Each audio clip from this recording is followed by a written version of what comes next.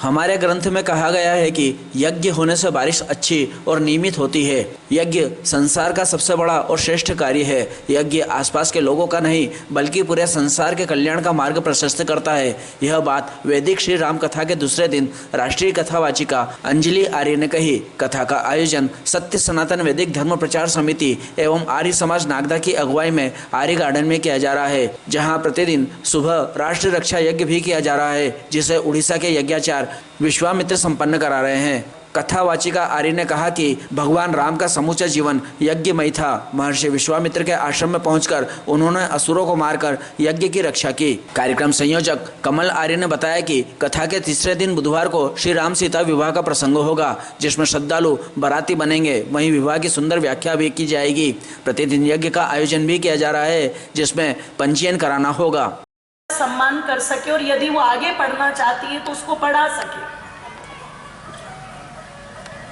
लेकिन ये जो चीजें है ना कि अपनी मर्जी से कभी भी कर ले जा करके, क्यों आपकी बुद्धि पे ये चीजें क्यों आती हैं? क्योंकि आप नाटक देखते हो टीवी पर। और अब एकता कपूर ऐसा तो कोई नाटक बनाती नहीं जिसमें एक की 3-3, 4-4 बार शादी ना हो जाए। हर नाटक में ऐसे ही करती है वो तो 50-50 सालों की शादी कराती है।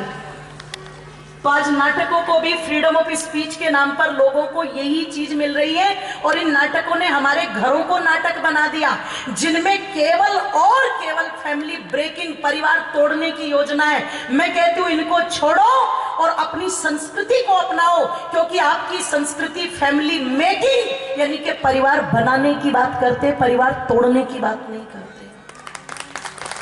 इसलिए मेरी मातों, एक बात आपने सुनी होगी, समय पर जो कार्य होता है वो अच्छा लगता है। समय पर कीजिए। उस समय भगवान श्री राम की आयु 25 वर्ष की थी, माता सीता उस समय 18 वर्ष की थी। राम बोलो राम बोलो राम बोलो राम राम राम बोलो राम बोलो राम बोलो राम।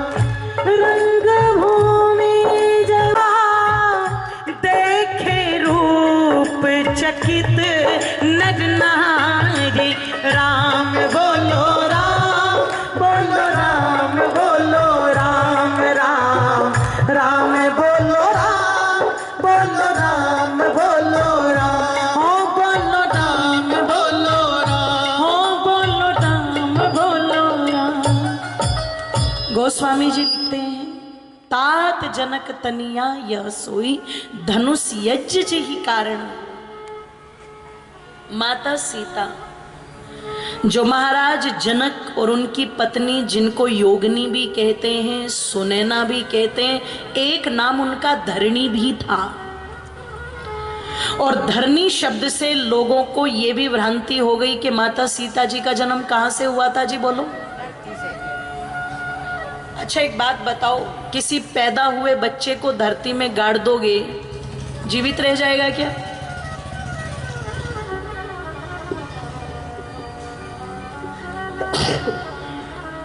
पर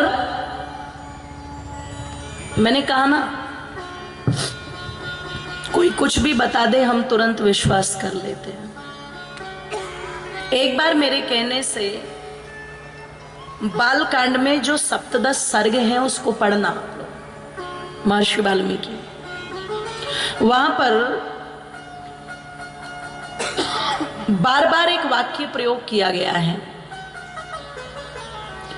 और बार बार एक वाक्य क्या प्रयोग किया गया है? वीर्य शुल्का। वीर्य शुल्का के माने होता है वो संतान जो माता पिता के संयोग से पैदा हुई, रज और वीर्य से पैदा हुई।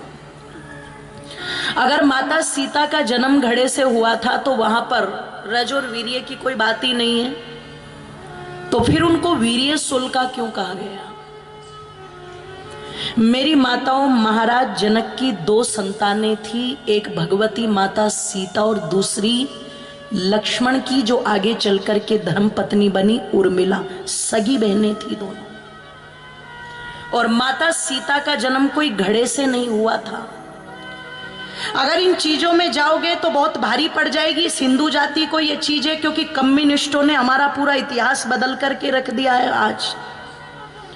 आज इतनी मिलावट कर दी, इतनी मिलावट कर दी, इतनी मिलावट कर दी कि हमारे महापुरुषों को बदनाम किया जा रहा है मेरी माताओं। इसलिए ऋषियों की बातों पर विचार करो, ढोंगियों की बातों पर नहीं।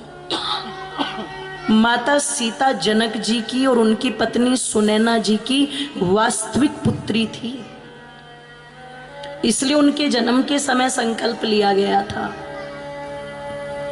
कहते हैं उसी का धनुष यज्ञ यानी कि विवाह का समय हो चुका है और अब महाराज जनक चाहते हैं वीर आए, आकर के अपनी परीक्षा दें और सीता जी का उनसे विवाह कर। तो कहते हैं ये निमंत्रण ऋषि मुनियों के पास भी भेजे जाते थे ताकि ऋषि मुनि भी ऐसे कार्यक्रमों में निर्णय कर सके, अपना आशीर्वाद दे सके।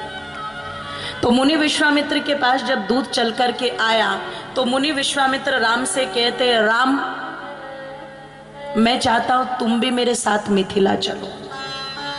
क्यों? वहां पर जो शिव धनुष है जिसे पिनांग कहते हैं, साधारण धनुष नहीं है, वो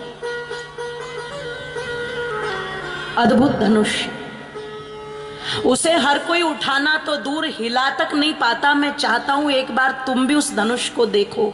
जैसे आज भी एक एग्जीबिशन लगती है और उसमें कोई पेंटर है तो अपनी पेंटिंग दिखाता है, किसी ने कोई हथियार बनाए है तो उसका डेमो दिखाता है, होता है कि नहीं होता है?